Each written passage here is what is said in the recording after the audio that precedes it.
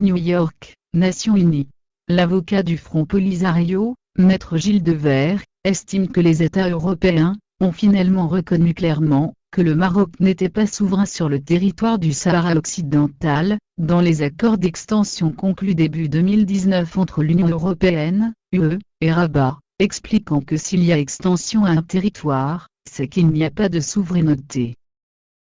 S'exprimant en marge de la 74e session de la 4e commission de l'ONU, chargée de la décolonisation, dans une déclaration à Algérie Presse Service, l'avocat du Front Polisario devant les instances européennes, a déclaré que les États européens ont changé leur point de vue, et ont enfin reconnu de manière claire, que le Maroc n'était pas souverain sur le territoire du Sahara occidental dans les décisions prises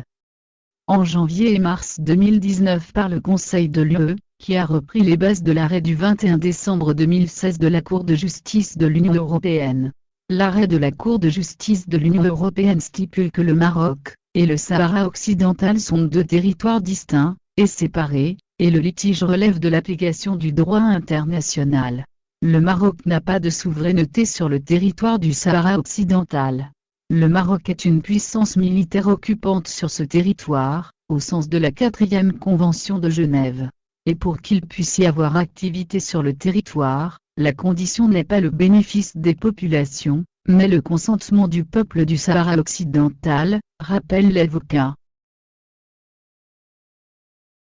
Le Sahara occidental n'est pas marocain, affirme le Sénat américain. La nouvelle disposition budgétaire sans précédent sur l'utilisation de l'aide américaine au Sahara occidental, adoptée par la Chambre des représentants, énonce clairement que les territoires sahraouis occupés ne sont pas marocains, a déclaré un responsable au Sénat américain. Cité lundi par Al Monitor, Tim Reiser, le conseiller aux affaires étrangères de l'influent sénateur démocrate Patrick Leahy, a réitéré la position du Sénat à l'égard de ce dossier, affirmant que le Sahara occidental n'est pas marocain.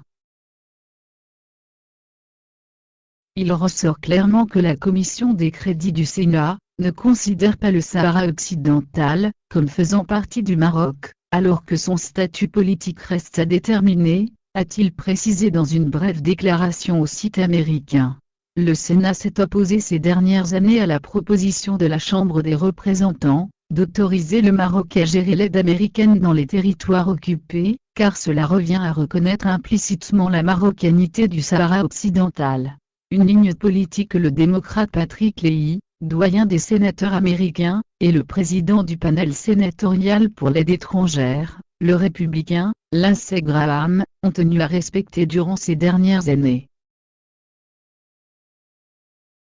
Le site Al Monitor rappelle que la Chambre des représentants a affirmé qu'aucun élément dans la présente loi ne peut être interprété comme un changement de la politique américaine à l'égard de la question sahraoui, qui consiste à soutenir le processus de l'ONU et ses efforts pour surveiller le cessez-le-feu et parvenir à une solution pacifique et durable au conflit du Sahara occidental,